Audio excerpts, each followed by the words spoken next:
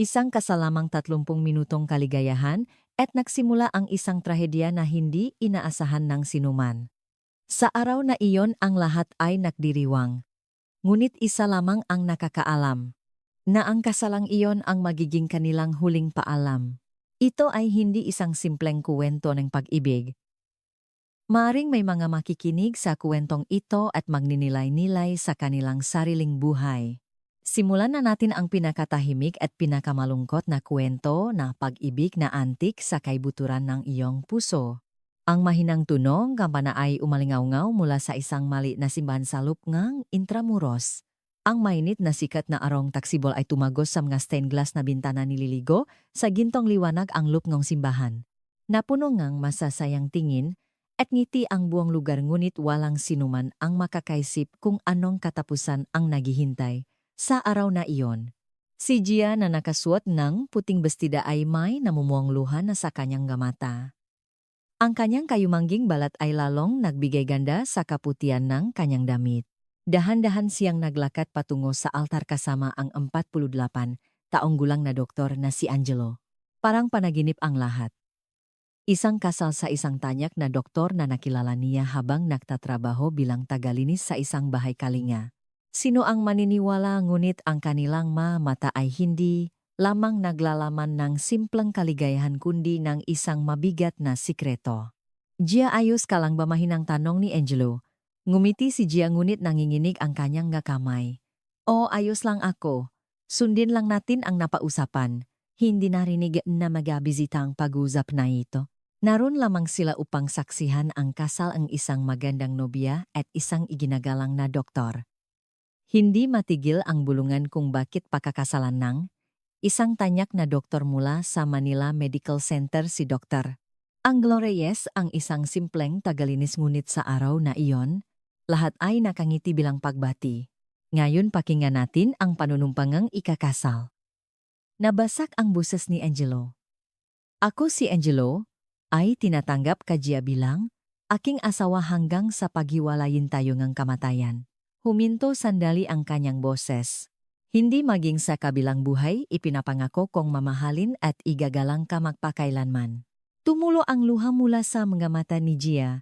Ako rin, Angelo, tinatanggap kita bilang aking asawa at ipinapangako kung makakasama ka sa mundong ito at sa susunod pa. Mahigpit na nahawak ang kanilang kamay. Ito ay tila hindi isang pagpapahayag, pag-ibig kundi isang huling pamamaalam. Ngayon kayo ay mag-asawa na. Gino, maari mo nang halikan ang iyong nobya. Dahan-dahang lumapit si Angelo kay Gia at marahang hinalikan ang kanyang no. Ipinatong ni Gia ang kanyang mukha sa dibdib ni Angelo at humikbi ng mahina. Inakalang ng gabisita na ito ay luhang kagalakan ngunit ito ay luhang kalungkutan at determinasyon. Pagkatapos ang seremonya, nagtungo ang gabisita sa reception area naghihintay sa bagong kasal. Nakaroon ang ilang sandali sina Gia at Angelo para sa kanilang sarili sa isang maliit na silid. Wala ka bang pinagsisisihan, tanong ni Angelo? Umiling si Gia, hindi. Dahil sa iyo naging kumpleto ang buhay ko. Tara na. Kinuha ni Angelo ang isang maliit na boteng gamot mula sa kanyang bulsa. Kumuha siya ng 2 tableta at ibinigay ang isa kay Gia. Nakatinginan sila at sabay na nilunok ang gamot. At sa huling pagkakataon muli silang nahawak ng kamay ng mahigpit. Mahal kita, Gia. Mahal din kita, Angelo. Pumasok ang dalawa sa reception area na may malawak na ngiti sinalubong ng palakpakan ng mabisita. Nagumpugan ang mabasong ng champagne. Pumunta sila sa gitna ng tablado para sa kanilang unang sayaw. Nakatinginan habang sinisimulan ang kanilang huling sayaw. At eksaktong 30 minuto matapos ang kasal, si Angelo ang unang nagsimulang manghina. Hindi nagtagal nawalan din ng lakas ang gabinti ni Gia, sabay silang bumaksak sa entablado. Napuno ang sigawan at kaguluhan ang reception. May doktor ba dito, tulungan? Niyo kami tumawag kayo ang ambulansya ngunit huli na ang lahat. Pagdating ng paramedik wala ng buhay. Ang dalawa makahawak pa rin ang kamay. Kakaiba ngunit mayroong mapayapang ngiti sa kanilang mga muha. Dumating ang mga pulis at ang nga bisita ay nabigla. Isang trahedya na hindi maunawaan ng sinuman ang naganap, lumapit ang isang kasamahang doktor ni Angelo kinapa ang kanilang pulso at yumiling. Hindi niyo na ba sila may liligtas? Gawin niyo ang lahat umiyak na sigaw kaibigan ni Gia, umiling ang doktor. Paumanhin, wala na sila pareho. Binalot ng pakabigla kalungkutan at pakalito ang lahat. Bakit nangyari ito walang nakakaalam? Ang isang perpektong kasal ay naging pinakamasaklap na trahedya, ngunit ang hindi alam ngang ang lahat ng ito ay plinano. Ang hangin ng Setyembre sa Maynila ay may dalang pahiwati nga papalapit na Kapaskuhan ngunit para kay Gia, ang kanyang buhay ay palaging taglamig. Sa rooftop ng isang ospital mag-isang naninigarilyo, si Detective Ben Cruz habang tinitingnan ang isang cold case file bumuntong hininga. Ang kasong bagong kasal na namatay 30 minuto matapos ang kasal ay gumimbal sa buong bansa. 2 buwan na ang nakalipas ngunit wala pa ring malinaw na lead. Detective, ano po ang hinahanap niyo? Tanong ng isang nurse na lumapit, ang katotohanan. Kung bakit sila namatay, sagot ng detective, kinuha ang litrato ni Gia mula sa file, mayroong isang bagay sa kanyang nakaraan. Ang eksena ay bumalik 5 taon na ang nakalipas. Sa isang marangyang condominium sa Makati. Nilalamon ng apoy ang gusali. Sa gitna ng sigawan at kaguluhan isang babae ang despradong tumakbo papasok sa gusali. Siya si Gia. Noon siya ay isang tagalinis sa kondominium na iyon. May tao ba diyan? Tulong. Sinundan ni Gia ang isang maliit na boses mula sa gitna ng apoy at umakyat sa ikatlong palapak. Doon natakpuan niya ang isang batang babae. Ang kapatid ni Angelo. Ginamit ni Gia ang kanyang sariling damit upang protektahan ang bata at tumakbo palabas sa naglalagablap na apoy, naktamo ng matinding paso. Dinala si Gia sa ospital walang malay. Mababa ang tingin ng madoktor sa kanyang tsansang mabuhay. Siya ang naklaktas sa kapatid ko pakiusap ilaktas niyo siya nakmamakawang pakiusap ni ang kaluna noon ay isang resident doktor pa lamang. Ngunit ang buhay ni Gia bago pa man ang insidenteng iyon ay puno ng pagdurusa. Ipinanganak sa isang mahirap na pamilya maaga. Siyang naasawa at nabuhay kasama ang isang mapang-abusong asawa. Isang gabi sa kalasingan sinunong kanyang asawa ang kanilang bahay. Namatay ang lalaki sa sunog. Nakatakas si Gia ngunit nawala ang lahat sa kanya. Wala siyang bahay pamilya o kahit anong pakakakilanlan, sabi ng direktor ng bahay kalinga sa detective. Pagdating niya dito para siyang isang buhay na multo, ang mas nakakagulat na katotohanan ay may anak si Gia, si Marco. Nasa paralan ang bata. Nung panahon ng sunog at kalaunan ay ipinakatiwala sa mga kamag-anak. Nakpasya si Gia na obserbahan na lamang siya mula sa malayo sa paniniwalang hindi niya may bibigay ang isang ligtas na kapaligiran para sa kanyang anak. Kung makikita ako ang anak ko ikahiya, niya ang isang inang tulad ko, sulat ni Gia sa kanyang talaarawan sa shelter, madalas bisitahin ni Angelo si Gia habang ginagamot ang kanyang ngapaso. Noong una dahil sa pasasalamat, kalaunan higit pa dun. Ngunit mayroong isang pader sa pagitan nila na hindi nila kayang tibagin. Dok, bakit po ang bait ninyo sa isang taong tulad ko, tanong ni Gia isang araw. Nakalinlangan sandali si Angelo bago sumagot. Espesyal ka, hindi lang dahil sa kapatid ko kundi dahil ikaw ay naging ilaw para sa marami. Nagsimulang magtrabaho si Gia bilang tagalinis sa ospital. Maraming tao ang mababa ang tingin sa kanya dahil sa kanyang kayumangging balat at hindi perpektong Tagalog, ngunit iba si Angelo. Sa tuwing nakakatinghinan, sila nakakaramdam, sila na isang damdaming hindi may paliwanag. Isang araw nakasalubong sila sa isang tagong hagdanan ng ospital. Inabutan ni Angelo si Gia ng isang maliit na sobra. Nakatapos na si Marco sa kolehiyo. Ito ay isang maliit na regalo. Naluha si Gia. Paano niyo po nalaman 5 taon ko nang binabantayan ang anak mo? Iyon lang ang kaya kong gawin. Nang gabing iyon matagal na panahon bago muling ngumiti si Gia. Ang kanyang anak ay magiging doktor at bagamat hindi siya nito nakikilala bilang ina sapat na sa kanya, ang malaman na lumalaki itong mabuti. Ngunit malupit ang tadhana. Sa isang medical check-up na tuklasan ni Angelo na mayroon siyang terminal cancer. Hindi niya ito sinabi kaninuman. Maliban sa isang tao, sinabi niya ang katotohanan kay Gia. Gia, mayroon akong hindi pa nasasabi sa iyo. Sa rooftop ng ospital sa wakas ay inamin ni Angelo ang kanyang nararamdaman. Mahal kita. Mula pa noong una tayong nakita. Pinigilan ni Gia ang kanyang pag-iyak at sumagot. Mahal din kita. Pero wala na tayong sapat na oras. May determinasyon sa boses ni Angelo. Pakasalan mo ako. Sa huling pagkakataon gusto kitang makasama. Isinara ni Detective Cruz ang file. Dahan-dahang lumilinaw ang katotohanan. Ang kanilang pagkamatay ay hindi isang simpleng trahedya. Ito ang huling paglalakbay na pinili ng dalawang kaluluwa. Ang kanilang pag-ibig pala ay hindi para sa mundong ito, bulong ng detective. Habang pinagmamasdan ang ulan sa labas ng bintana, naintindihan niya. Minsan ang mga nakaraang hindi nasasabi ang naglalaman ng pinakamalalim na kalungkutan.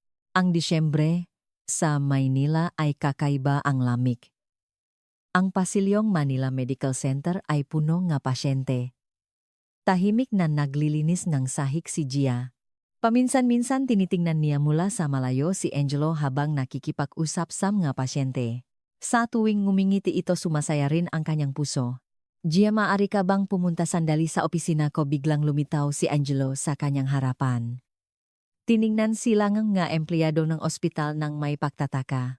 Anong pag-usapan ng isang tagalinis at ng hospital director? Nagsimula ang mga bulungan. Malawak at maayos ang opisina ni Angelo. Tana mula? Sa bintana, ang ilok pasik at ang nga estanta ay puno ng nga librong medikal. Naramdaman ni Gia na hindi nababagay ang kanyang hama na anyo sa lugar na iyon, kaya't nag-atubili siya sa may pintuan. Pasok ka! Maupo ka! Hindi tulad ng dati seryoso ang mukha ni Angelo. May lungkot sa kanyang mamata na hindi pa nakikita ni Gia dati. May problema po ba? Maingat na tanong ni Gia. Tumingin sandali si Angelo sa labas ng bintana at huminga ng malalim. Nanggaling ako sa Germany noong nakaraang linggo. Tumango si Gia. Alam niyang pumunta siya doon para sa isang medical conference. Sa totoo lang, hindi ako nagpunta para sa conference. Nagpa-check up din ako. Biglang kumabog ang dibdib ni Gia. Alam na niya kung ano ang susunod na sasabihin.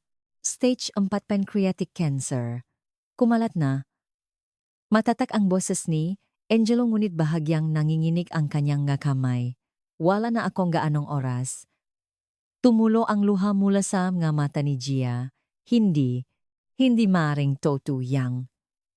6 na buwang. Pinakamatagal na ang 8 buwan. Binalot ng katahimikan ang dalawa. Nagsimulang umulang ng ambon sa labas. Ang treatment sa ibang ospital. Umiling si Angelo. Huli na. Nung lumabas ang mga sintomas, malala na pala.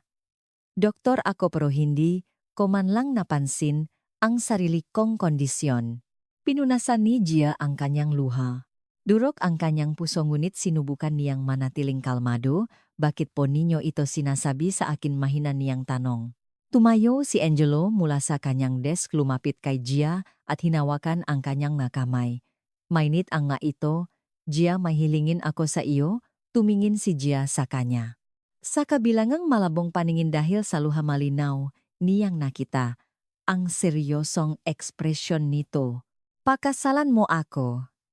Saglit nagduda si Gia kung tama ang kanyang narinig. Nagbibiro po ba kayo? Hindi ako nagbibiro. Seryoso ako. Pero bakit po hindi isang tulad ko kundi isang mas karapat-dapat?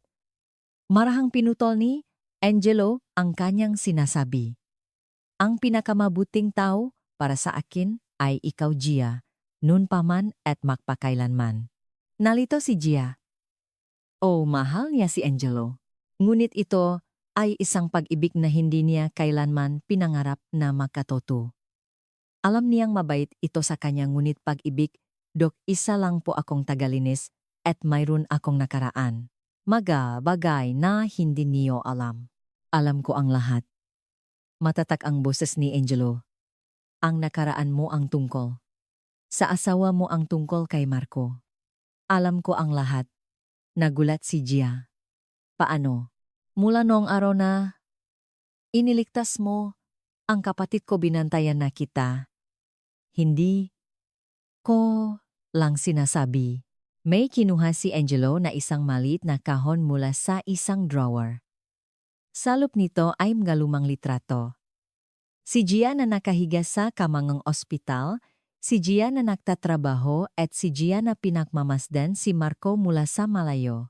Bakit? Hindi makapagsalita. Si Gia.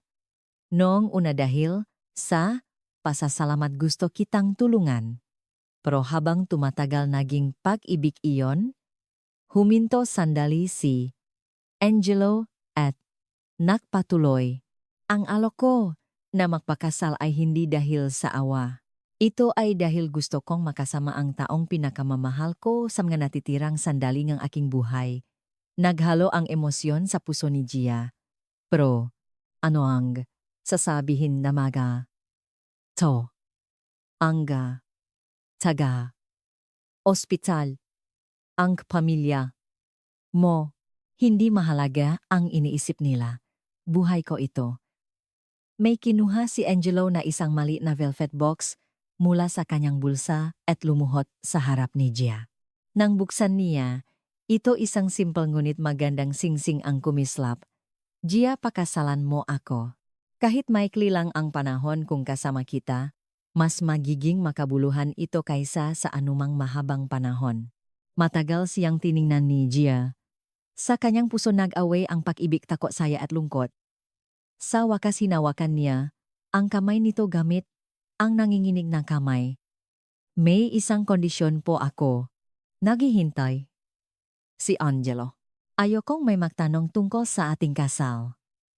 Gusto ko lang nabatiin nila tayo sa araw na iyon. Ngumiti si Angelo. Kung iyan ang gusto mo masusunod. Nakatinginan sila. Lalong lumakas ang ambon sa labas.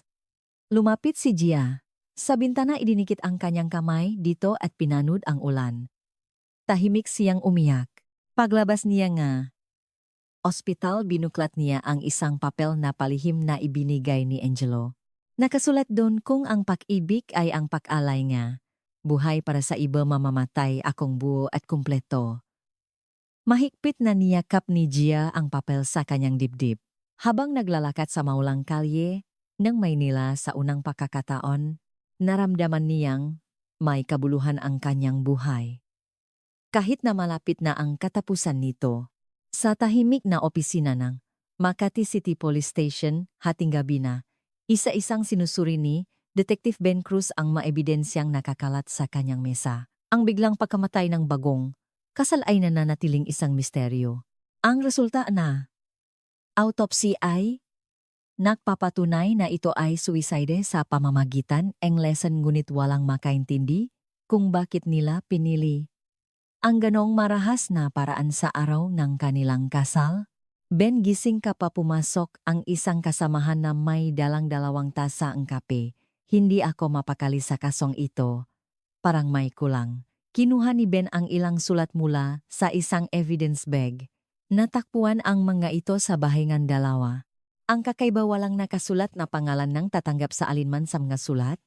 Ano to? Binuksan ni Ben ang unang sulat. Sa araw na ako'y pumanaw, malalaman mo kung paano pinakbikis ng tadhana ang ating mabuhay. Ang sulat ay para kay Angelo, isinulat ni Gia. Ngunit ito ba ay isang love letter o isang paalam? Binasa niya ang pangalawang sulat para kay Gia mula kay Angelo. Gia, salamat sa pagbibigay kahulugan sa aking buhay. Ang ginawa ko para sa iyo ay hindi sapat para bayaran ang iyong kabutihan. Gusto kong ibigay sa iyo ang huling regalo. Kumunot ang no ni Ben. Anong ibig sabihin nito?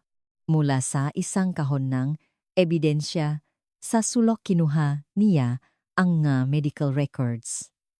Ang diagnosis ni Angelo ang lumang talaan ng paggamot sa paso ni Gia at isang dilaw na sobre na hindi pa niya nabubuksan.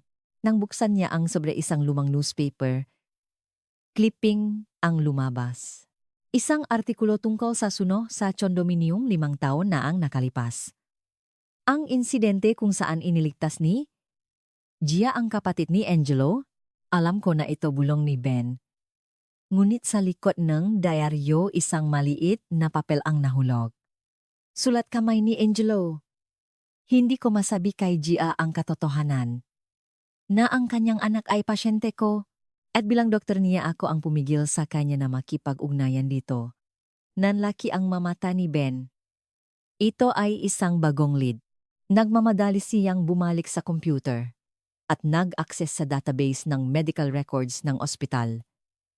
Hinanap niya ang panggalan na Marco, acute lymphoblastic leukemia. Nanggangailangan ng bone marrow transplant. Nakahanap ng katugmang donor. Anonymous ang donor. Ngunit sa sumunod na pahina may isang tala, donor Gia, biologically ina ng pasyente. Confidentiality requested. Tandaan ang inang ng pasyente si Gia ay piniling manatiling anonymous. Sumandal si Ben sa kanyang upuan at huminga ng malalim, ngayon nakakaroon ng linaw. Binasa niya ang isa pang sulat ni Gia. Marco, hindi mo ako mapapatawad. Isipin mo na 2 beses kitang inabandona. Noong bata ka pa at noong may sakit ka. Pero palagi kitang binabantayan. Mula sa malayo ngunit walang sandaling pinalampas. Nasimulang makabit-kabit ang piraso ng puzzle sa isip ni Ben. Si Gia ay nadunit ng bone marrow sa kanyang anak si Marco, ngunit ginawa niya itong anonymous.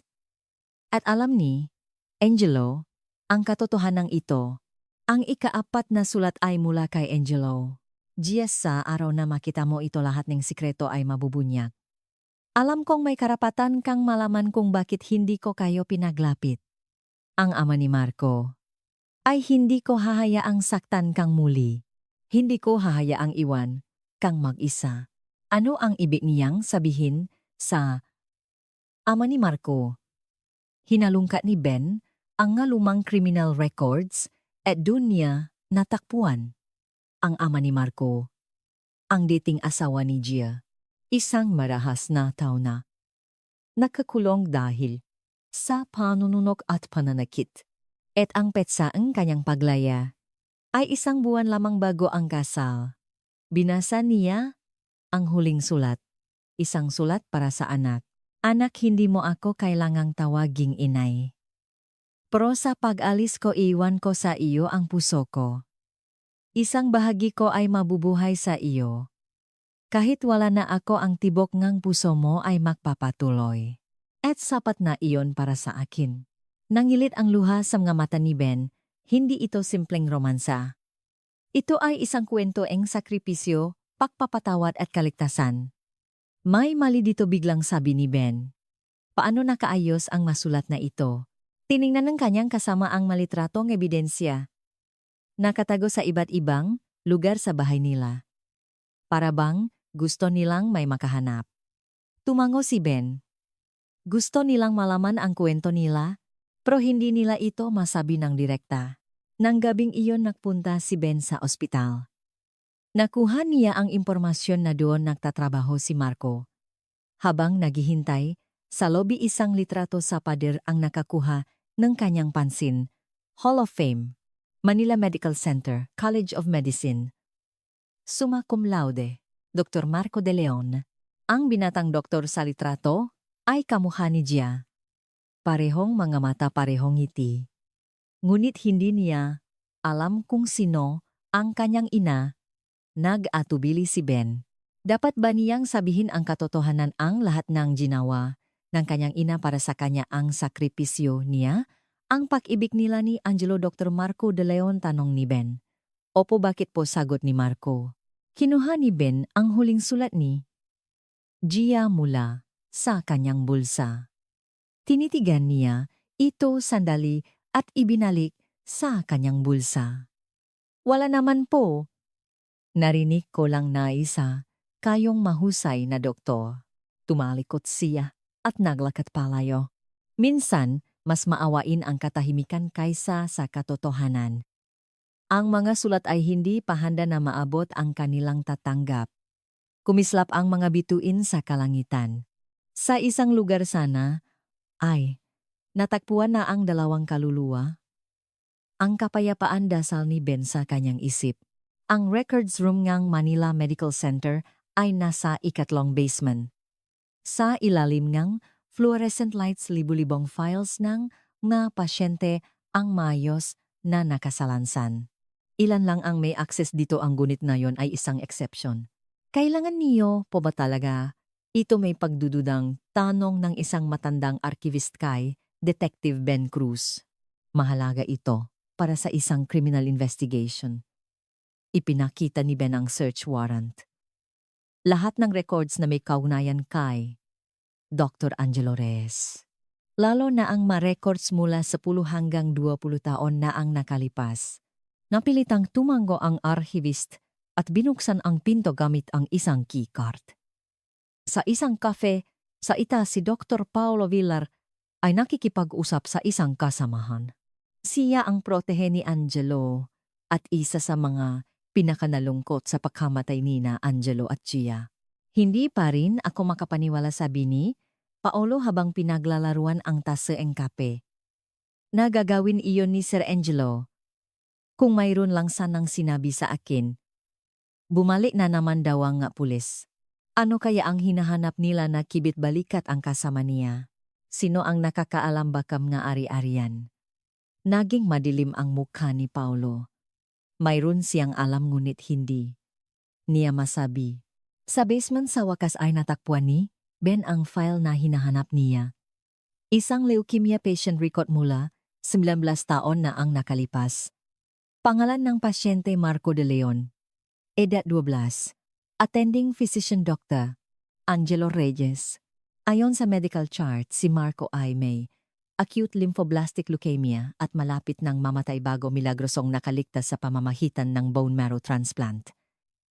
Ang donor ay nakarehistro bilang anonymous. Ngunit may isang lihim na pahina na para lamang sa mga doktor.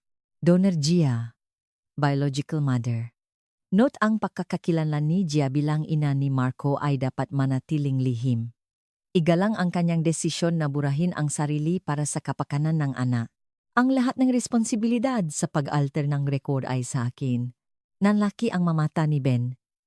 Ito ay isang malubhang paglaba sa medical ethics. Nilaba ni Angelo ang confidentiality ng pasyente at pineke ang ma-record. Ngunit ginawa niya ito upang protektahan si Gia. Ang sumunod na pahina ay naglalaman ng impormasyon tungkol sa ama ni Marco, biological father, Ramon Cruz. Kasalukuyang nakakulong. Krimen domestic violence arson. Nakataadang petsa ng paglaya Agosto 2023. Ngayon nakakaroon na ang kumpletong larawan. Itinago ni Gia ang kanyang pagkatao upang protektahan ang kanyang anak mula sa marahas na ama. Tiningnan ni Ben ang kalendaryo.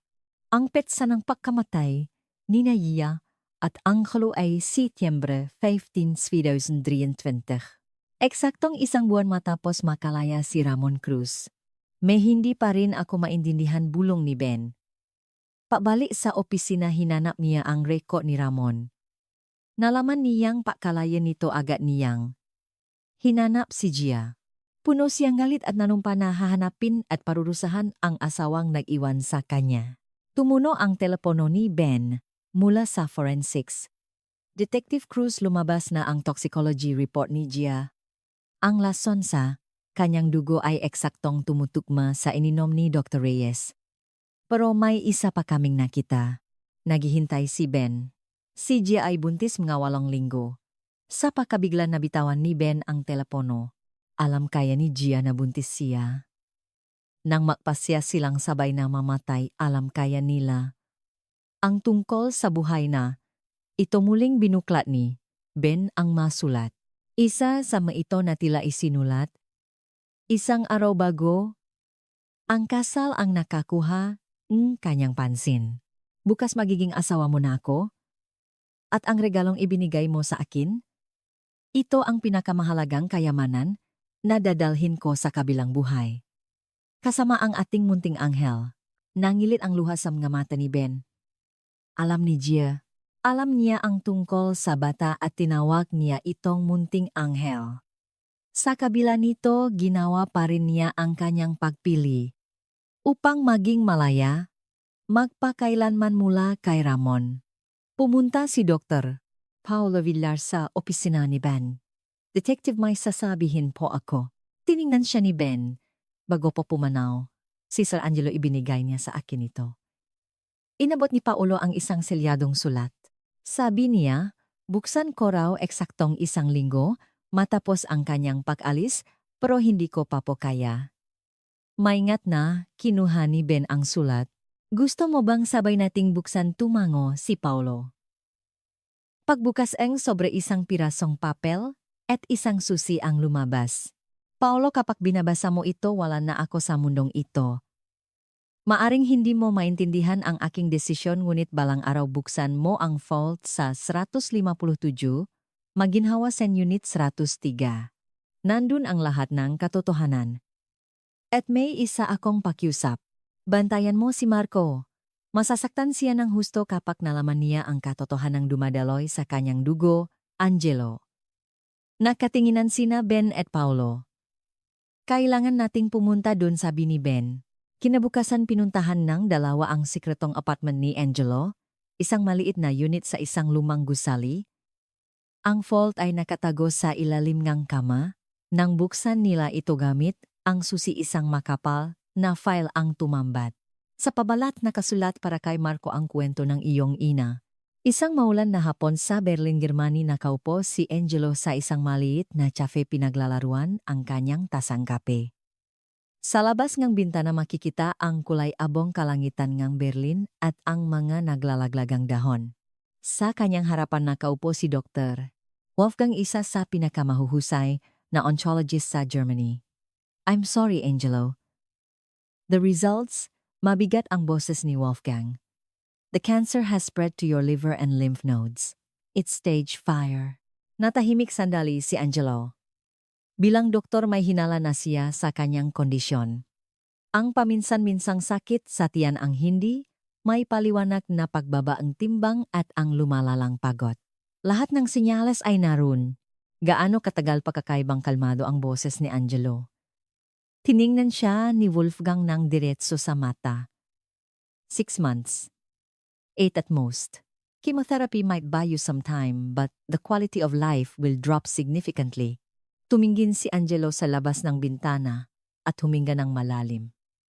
Ganun pala. We can get a second opinion. I have good contacts in the US. Itinas ni Angelo ang kanyang kamay para patihilin ang kaibigan. Ayos lang, Wolfgang. Handa na akong tanggapin ang kondisyon ko. Nagulat si Wolfgang. Karamihan sa mga tao sa ganitong sitwasyon ay naghahanap ng ibang posibilidad. Isang mapait na ngiti ang sumilay sa labi ni Angelo. Alam ko na kung ano ang eksaktong kailangan kong gawin. Nang gabing iyon, pabalik sa kanyang hotel room, tumayo si Angelo sa tabi ng bintana at pinanut ang mailaw ng Berlin. Hawa niya ang isang litrato ni Gia. Isang litratong palihim niyang kinuha sa susi sheet ng ospital. Isang bihirang sandali kung saan nakangiti si Gia. Oras na para magdesisyon, Gia, bulong ni Angelo habang nakatingin sa litrato. Umupo si Angelo sa mesa at nagsimulang magsulat ng liham. Isang liham na ibibigay niya kay Gia pagbalik niya sa Pilipinas. Ngunit ilang beses siyang nagsimula at nilukot ang papel. Walang salita ang sapat na makapagpapahaya ng kanyang nararamdaman. Sa eroplano pabalik sa Maynila, nakatingin si Angelo sa mga ulap sa labas ng bintana, malalim ang iniisip. Ano ang gagawin niya sa natitirang panahon? Paano niya tatapusin ang lahat? At paano niya sasabihin kay Gia? Pagbalik sa ospital, nagpatuloy si Angelo sa pagtingin sa mga pasyente na parang walang nangyari. Walang nakapansin sa kanyang kondisyon. Perpekto niyang naitago ang kanyang nararamdaman, ngunit iba pagdating kay Gia. Sa tuwing nakikita niya, ito naninikip ang kanyang dibdib. Sa wakas tinawag ni Angelo si Gia sa kanyang opisina at inamin niya ang lahat. Ang kanyang sakit ang natitirang panahon at ang kanyang pagmamahal para sa kanya. Ang reaksyon ni Gia ay higit pa sa inaasahan ni Angelo. Sa halip na umiyak sinabi niya sa isang kalmadong boses, "Kung alis ka sasama ako." Nagulat si Angelo. "Anong ibig mong sabihin hindi maari? Kailangan mong mabuhay." "Anong gagawin ko kung mabuhay ako?" May determinasyon sa mga mata ni Gia. Doktor na si Marco. Mabubuhay siya ng maayos kahit wala ako. Hindi niya alam kung sino ako at hindi na niya kailangang malaman. Pero hiya, ang pinakamasayang sandali sa buhay ko ay nung kasama kita. Ang mamaikling sandaling iyon ang nagbigay kahulugan sa buong buhay ko. Ngayon gusto kong tapusin ito kasama ka. Lumapit si Angelo sa bintana tahimik. Nag-away ang isip niya. Bilang doktor, bilang tao, kailangan niyang pigilan ang desisyon niya. Ngunit kasabay nito gusto niya ring makasama ito. May isang paraan, mahinang sabi ni Gia. "Magpakasal tayo, Angelo. Gumawa tayo ng isang magandang alaala sa huli." At sabay tayong umalis. Nangilit ang luha sa mga mata ni Angelo. "Sigurado ka ba talaga diyan o? Kung nasa tabi kita hindi ako natatakot." Nang gabing iyon naglakad sila sa tabiing Ilok Pasig, pinaplano ang lahat. Ang kasal tahimik ngunit maganda. At ang huling sandali silang dalawa lang. Kinabukasan kumuha si Angelo ng isang espesyal na gamot mula sa parmasya. Isang gamot na magbibigay sa kanila ng mapayapang pagtulog para sa 2 tao. Ngunit habang pauwi biglang huminto si Angelo. Naalala niya ang narinig niyang pagsusuka ni Gia sa banyo no umagang iyon. Akala niya'y simpleng indigestion lang. Nang gabing iyon pinuntahan ni Angelo ang maliit na apartment ni Gia. Pagbukas ang pinto, agad siyang nagtanong, "Buntis ka ba?" Namutla ang mukha ni Gia. "Paano mo nalaman?" "Doktor, ako." Mapait na ngumiti si Angelo. "Kailan mo nalaman?" "1 linggo na ang nakalipas. Sasabihin ko sana pero nalaman ko ang tungkol sa sakit mo." Nanginginig ang boses ni Gia. Lumuhod si Angelo sa harap ni Gia at hinawakan ang kanyang makamay. "Dapat ba nating baguhin ang plano natin?" Umiling si Gia. "Hindi. Mas lalo akong naging sigurado. Ayokong iwan ang batang ito na mag-isa sa mundong ito. Ayokong makita siyang magdusa tulad ko. Pero, sabay tayong tatlo. Ikaw, ako at ang ating munting anghel." Tumulo ang luha mula sa mga mata ni Angelo. Ipinatong niya ang kanyang kamay sa tiyan ni Gia at bumulong, "Patawarin mo ako, munting anghel. Hindi ka kayang protektahan ni Papa sa mundong ito." Nagsimula ang paghahanda sa kasal. Pinlano nila ang isang magandang seremonya na magiging huli nilang pagpapakita sa mundo. Pumili si Gia ng wedding dress at bumili si Angelo ng singsing. Sa panlabas mukha silang isang masayang makasintahan. Ngunit pagsapit ng gabi sabay silang umupo at nagsusulat ng kanilang nga huling liham. Para kay Marco, kay Paolo, at sa lahat ng makakaalam ng kanilang kwento. Isang gabi bago ang kasal inihanda ni Angelo ang gamot. Tamang dosis, perpektong timing. Lahat ay ayon sa plano. "Bukas kasama na kita," sabi niya kay Gia sa telepono. "Kung kasama kita wala akong kinatatakutan." Kalmado ang boses ni Gia. "Bukas magiging nobya kita. At magiging makasama tayo magpakailanman." "Oh, magpakailanman." Ibinaba ni Angelo ang telepono at tumingin sa kalangitan ng Maynila mula sa bintana, kakaibang liwanag ng nga bituin. "Gia, salamat sa lahat," bulong niya sa gabi. Dumating ang araw ng tadhana. Ang malamig na hangin sa lumang punerarya ay yumakap sa mukha ni Marco. Nakatitik siya sa larawan ng kanyang ina sa harap ng muting bulaklak. Isang ngiti nga isang estrangherong babae ang nakatingin sa kanya. Ina raw, ngunit para sa kanya isa lamang siyang tagalinis sa ospital. Tinapi nga kasamahang doktor ang kanyang balikat. Pakakatak ka Marco. Ipakmamalaki kang nanay mo. Mapait na ngumiti si Marco. Anong ina ang ipakmamalaki ko akala ko'y? Wala akong ina. Palagi niyang iniisip na ulila siya. Ang nga alaala niya nung bata pa ay pagpapalipat-lipat sa bahay nga kamag-anak at ampunan.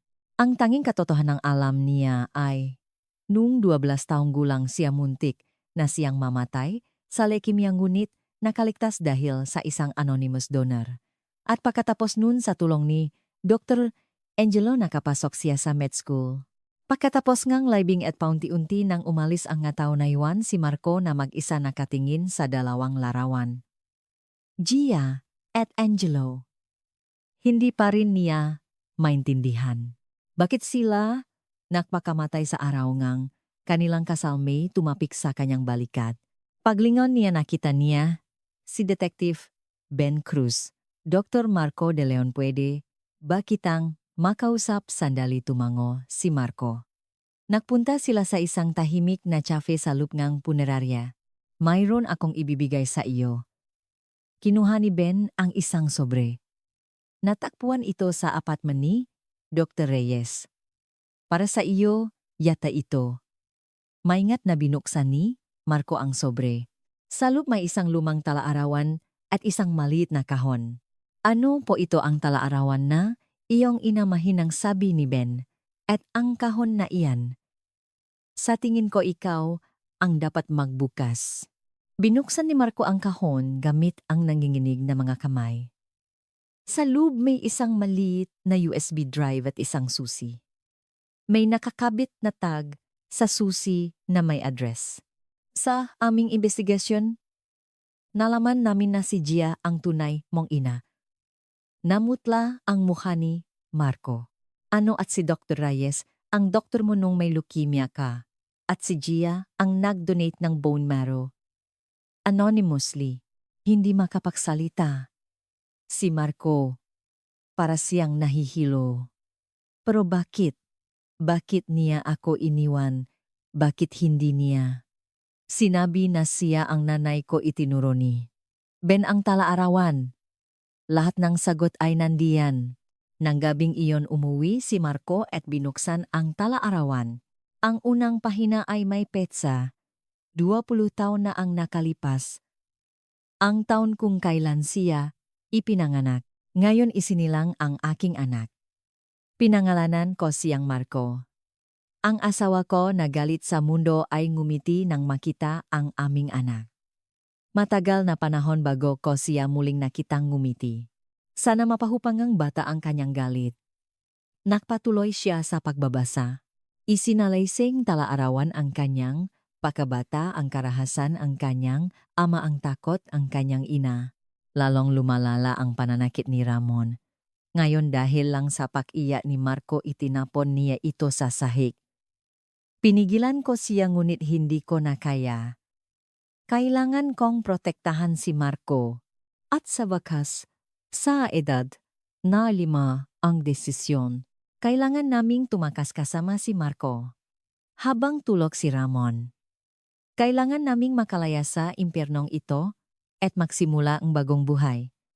Ngunit ang nilalaman ng sumunod na pahina ay nakakagimbal. Lahat ay nakamali. Nahanap kami ni Ramon. Galit na galit siya dahil sa pagtakas namin. Sinuno niya ang bahay. Mabuti na lang at nasa eskwela si Marco, pero nawala sa akin ang lahat. Ngayon pinaghihinalaan ako nga pulisya sa pagkamatay niya. Hindi ko maaring dalhin si Marco. Kailangan kong humanap ng mapag-iwanan sa kanya. Tumulo ang luha sa mga pisngi ni Marco. Hindi siya iniwan ng kanyang ina.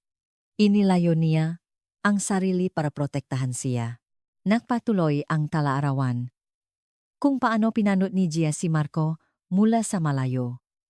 Kung paano siya umiyak sa tuwing nakikita niya itong lumalaki. At kung paano niya nakukuha ang balita tungkol sa anak sa pamamagitan ni Angelo. Ang pinakamasakit na bahagi ay ang tungkol sa kanyang leukemia. Namatay ang anak ko. Bone marrow transplant na lang ang pag-asa. Agad akong nagpates. Ako ay isang tukma. Ngunit kung malalaman ang aking pagkakakilanlan hahanapin, si Marco ngang pamilya ni Ramon. Naniniwala silang, ako ang pumatay kay Ramon. Mapapahamak si Marco. Pumayak si Dr. Reyes na gawing anonymous ang aking donasyon. Hindi ito etikal ngunit para mailigtas ang aking anak. Niyakap ni Marco ang talaarawan sa kanyang dibdib at humagulgol. Ngayon naiintindihan na niya. Ang sakripisyong kanyang, ina ang tulong ni Angelo at kung paano nagsimula ang kanilang pag-ibig. Kinabukasan pinuntahan ni Marco ang address na nakasulat sa talaarawan. Isang maliit na storage unit. Nang buksan niya, ito tumambat ang makahon na naglalaman ng kanyang buong buhay. Mga litrato niya nung sanggol, mga drawing, mga school report cards. Mga pirasong buhay isang anak na palihim na inipon ngang isang ina. Sa dingding may isang malaking litrato na nakasabit. Ang isang batang Gia karga ang bagong silang na si Marco. Ang kanyang mukha ay puno ng kaligayahan. At may isang tala sa dingding. Marco, kung binabasa mo ito ibig sabihin ay wala na ako. Okay lang kung hindi mo ako tawaging inay. Palagi akong naging nanay mo. Nangarap akong palakihin ka ngunit hindi iyon nangangahulugang hindi kita mahal. Sa katunayan dahil, sa sobrang pagmamahal ko sa iyo inilayo ko ang sarili ko para protektahan ka. Si Dr. Reyes ang aking anghel. Kung hindi dahil, sa kanya hindi ko malalaman ang mabalita tungkol sa iyo. Nakita niya ang paglaki mo? Ang pagiging doktor mo? Bagay na hindi ko naranasan. Ngayong may sakit siya at palis na nagpasya akong sumama sa kanya. Bilang huling regalo iwan ko sa iyo ang katotohanan. Mahal na mahal kita nun at mamahalin kita magpakailanman. Inay, tiningnan ni Marco ang litrato na may luhang dumadaloy sa kanyang mukha. Ngayon lang niya napansin na ang kanyang mga mata ay katulad ng sa kanyang ina. Parehong hugis, parehong emosyon. Sa unang pagkakataon binikas niya ang salitang iyon sa kanyang isip. Inay.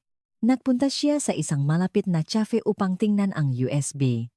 Nang isaksak niya ito sa computer, isang video file ang lumitaw.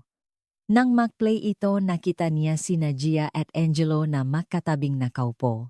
Ang kanilang huling mensahe. Marco, nakangiting sabi ni Gia. Ako ito ang nanay mo. Sinusuri ni Detective Ben Cruz ang huling bagay na natakpuan sa bahay ni Gia at Angelo. Isang lumang leather album. Noong una akala niya isang ordinaryong photo album lang, ngunit nang buksan niya ito, isang nakakagulat na pagtuklas ang naghihintay. Sa unang pahina na laki ang mamata ni Ben. Sa litrato, isang batang Angelo kasama ang isang dalagita na tila kanyang kapatid, mahigit 10 taon na ang nakalipas. At sa tabi nila walang duda si Gia, mas bata at mas malusog pa noon. Sa likod ng litrato may petsa at isang maikling talahunyo, 15, 2003. Ika-20 karawan ni Sofia. Kasama ang nagligtas ng kanyang buhay. Binuklat ni Ben ang sumunod na pahina. Isang litrato sa loob ng isang silid sa ospital. Ang dalagitang si Sofia ay nakahiga sa kama at hawak ni Gia ang kanyang kamay.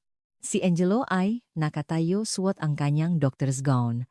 Huling araw gamutan ni Sofia. Isang sandaling hindi magiging possible kung hindi dahil kay Gia. Sa wakas ay naintindihan ni Ben. Ang ugnayan ni Gia at Angelo ay hindi nagsimula nang hindi sinasadya sa ospital. Matagal na silang magkakilala. Ngunit bakit nila itinago ang katotohanang ito habang patuloy niyang binubuklat ang album? Mas maraming litrato ang lumabas. Ang eksenangang suno sa condominium. Isang malabong litrato mula sa diaryo kung saan inililigtas ni Gia si Sofia. At nga palihim na kuha ni Angelo kay Gia sa pasilyo ng ospital. Sa gitna nga album lumitaw ang nga litrato ni Marco. Mula pagkabata hanggang sa pagtatapos sa kolehiyo. Palihim na idinokumento ni Angelo, ang paglaki ni Marco. Sa tabingang isang litrato may isang maliit na tala tumawag. Ngayon si Marco pumasa siya sa med school entrance exam. Nang sabihin ko kay Gia na payak siya, ang nakita ko sa kanyang mamata ay hindi kalungkutan kundi pagmamalaki. Dala ang album nagpunta si Ben sa ospital. Kailangan niyang makita si Marco. Ang album na ito ang may hawak ng sagot sa lahat ng tanong. Habang naghihintay sa lobby na tuklasan ni Ben ang huling bahagi ng album. Doon may isang mahabang sulat na isinulat mismo ni Angelo. Para kay Marco, alam kong malilito, kakapak nakita mo ang album na ito, baka magalit ka pa, pero gusto kong ipaliwanag ang lahat. Sa buong buhay ko bilang doktor, marami akong nakilalang pasyente. Ngunit wala akong nakilalang kasing tapangang iyong ina si Gia. Ang unang pakikita namin ay hindi sa sunok. Bago pa iyon nang ang aking kapatid na si Sofia ay may malubhang sakit. Nagtatrabaho si Gia bilang tagalinis sa ospital at milagrosong mayroon siyang bihirang uri ng dugo na kailangan ni Sofia. Walang pag-alinlangan siyang nag-donate. Mula noon nagpatuloy ang aming ugnayan. Si Gia ay isang taong laging handang tumulong sa iba sa kabilangang kanyang mahirap na sitwasyon. Pagkatapos ay nangyari ang kahindik-hindik na sunog at muli isinugal niya ang kanyang buhay para iligtas si Sofia. Noon ko unang nalaman na siya pala ang ina ni Marco. Ikinuwento niya sa akin ang kanyang nakaraan. Kinailangan niyang iwan ang kanyang anak sa mga kamag-anak. Ang anak na iyon ay ikaw, Marco. Gusto ni Gia na lumaki kang ligtas. Hahanapin kang ang pamilya ngang iyong ama, sinisisi siya kaya itinago niya ang kanyang pagkatao. Ngunit hindi kaniya isinuko. Palagi siyang nakabantay tulad ng isang anino. Ang tulong pinansyal na natanggap mo ay sa hiling niya na ako ang nagbigay. Nang makaroon kang leukemia sa kabilang panganib na mabunyak ang kanyang pakakakilanlan, nagdonate siyang bonmero. Ako bilang doktor ay lumabag sa etika. Pinike ko ang mga medical records upang itago ang pakakakilanlan ni Gia. Ito ay isang hindi mapapatawad na gawain, ngunit sa panahong iyon ang tanging paraan na naisip ko para protektahan ka at si Gia. Nagsimula akong makaroon ng espesyal na damdamin para kay Gia. Humanga ako sa kanyang sakripisyo, tapang at walang katapusang pagmamahal. Ngunit palagi kaming may distansya. Iniisip niyang wala siyang karapatang makialam sa buhay mo at iginalang ko ang kanyang desisyon. Ngayon wala na akong maraming oras. Bago ako pumanaw, gusto kong bigyan si G ang huling regalo. Ang mapasaya siya at ipakita sa mundo ang kanyang tunay na halaga. Ang aming kasal ay isang pagpapahayag ng pag-ibig at paghahanda upang ipaalam ang katotohanan. Ang desisyon naming sabay na umalis ay masakit, ngunit para kay Gia ito ay isang mapayapang pagpili. Hindi na niya kailangang magtago at makakalaya na siya sa bigat ng kanyang konsensya. Nasa album na ito ang lahat ng katotohanan. Isang patunay kung gaano kadakila ang iyong ina, kung gaano kaniya kamahal.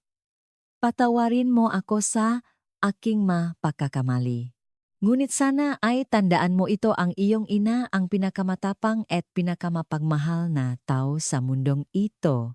Bilang huli, nais kong ipaalam na si Sofia, salamat kay Gia, ay nakaligtas at ngayon ay masayang namumuhay sa Amerika.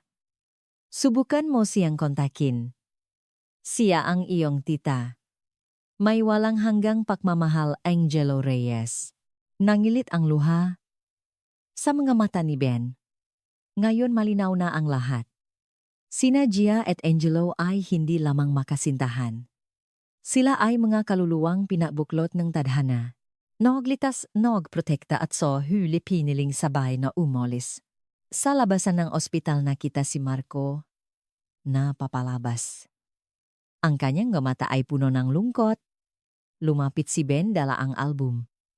Dr. Marco, ang huling regalo mula sa iyong ina.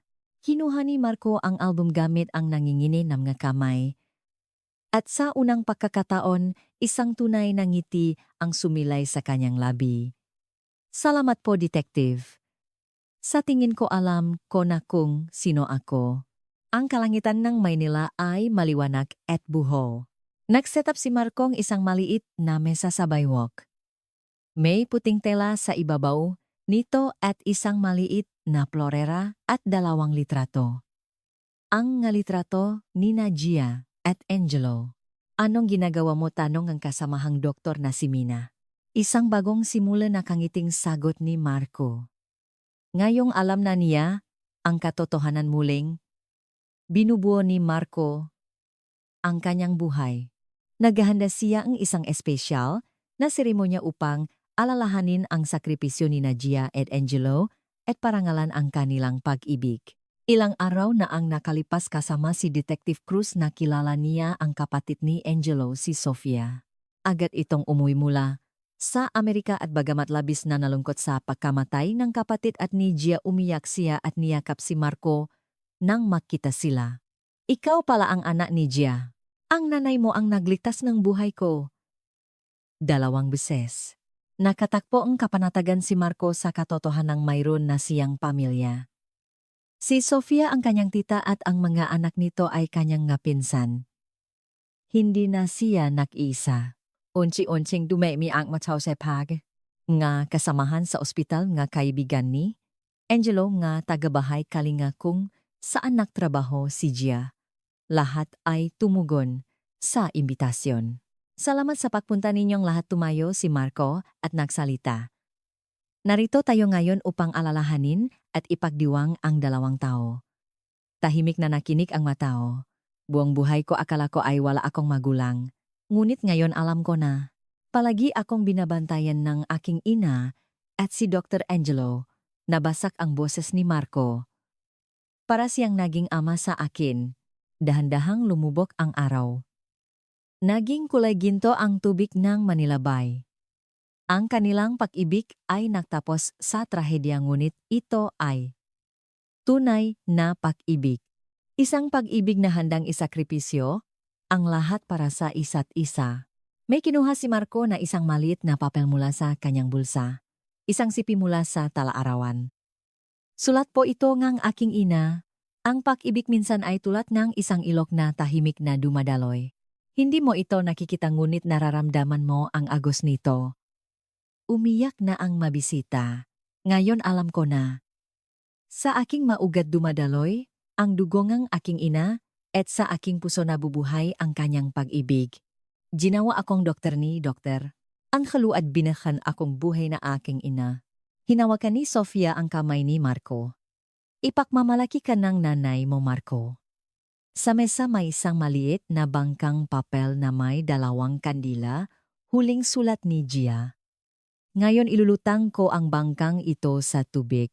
Nawai makasama ang kanilang mga kaluluwa magpakailanman. May tahimik na nag-abot ng lighter. Bakit hindi natin ito sabay-sabay na sindihan para ang liwanag ang maging gabay nila? Tinanggap ni Marco ito nang may pasasalamat.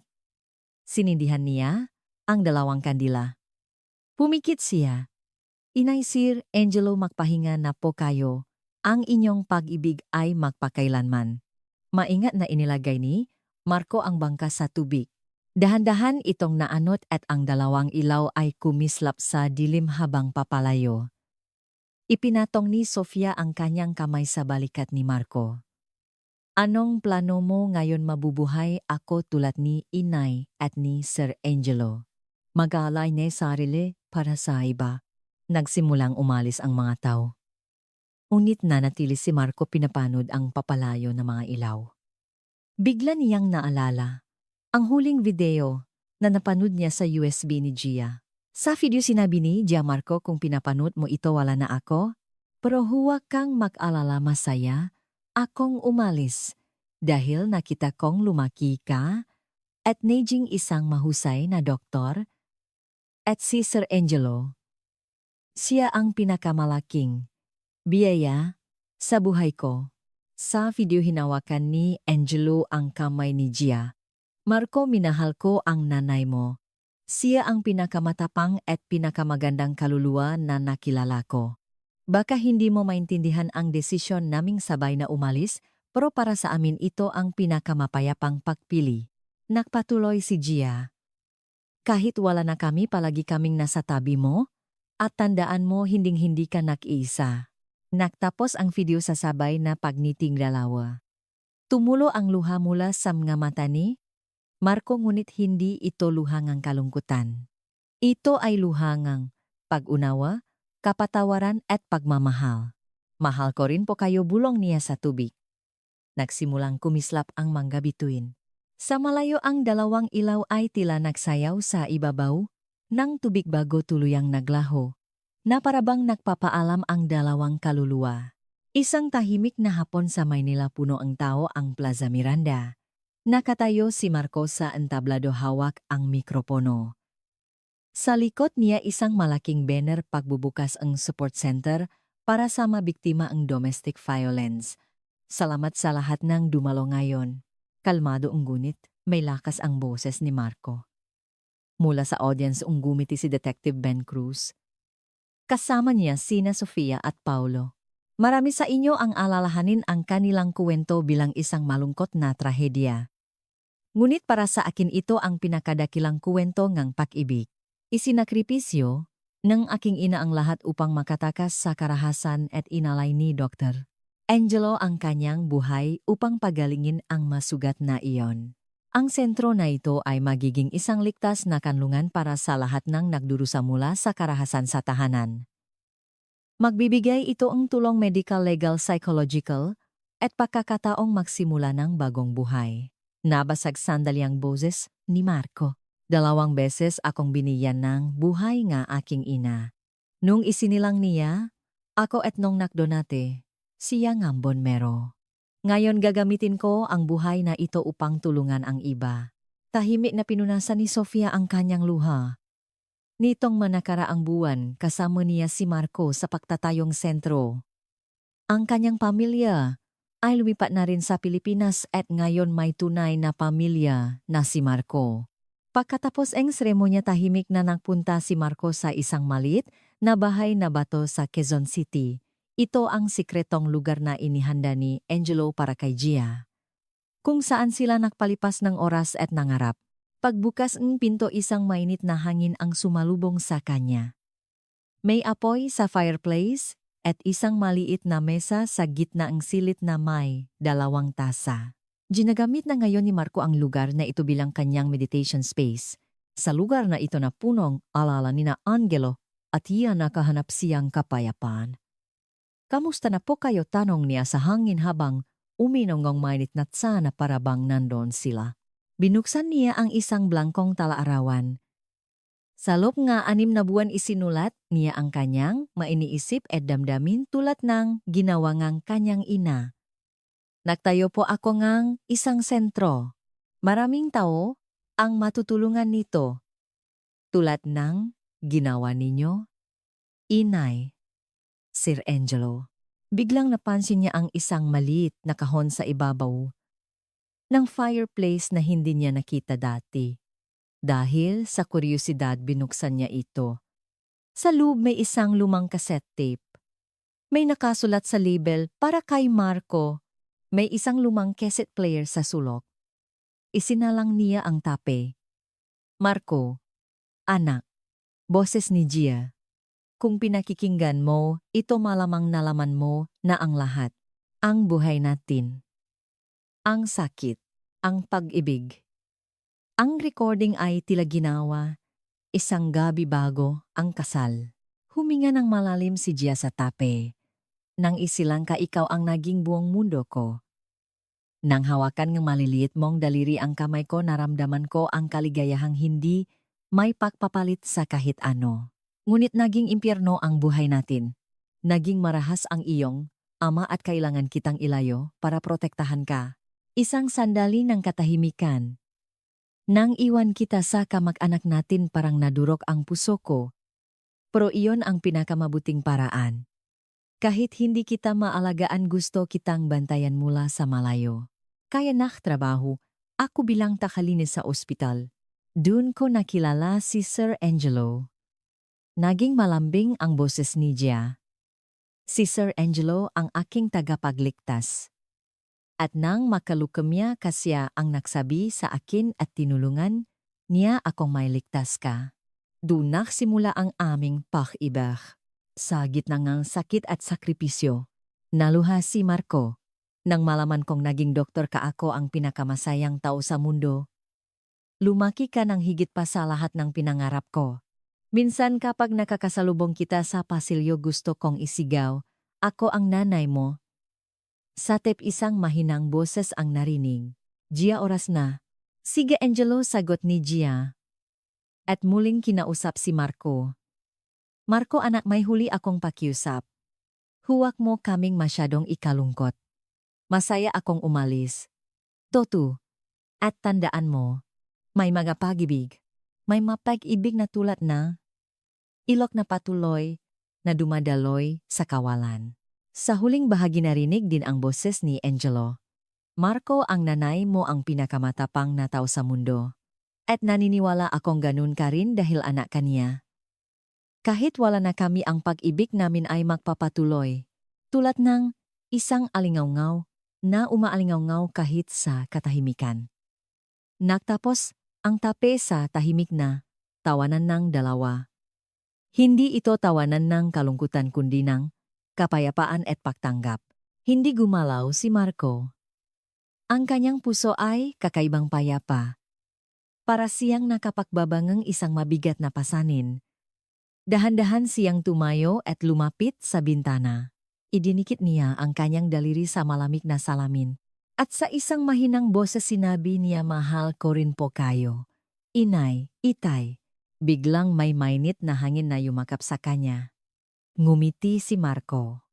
Sa labas patuloy, ang ulan, ngunit sa kanyang puso nagsisimula na ang taksibol. Isang panahon ng bagong simula. Isang panahon ng paasa na namumukatkat mula sa pag-ibig na iniwan ni Gia at Angelo. May mga pag-ibig na hindi nangangailangan ng salita. May mga kaluluwang hindi kailanman naglalahok kahit pumanaw na. At may mga katahimikan na pinakamalakas na umaalingawngaw magpakailanman.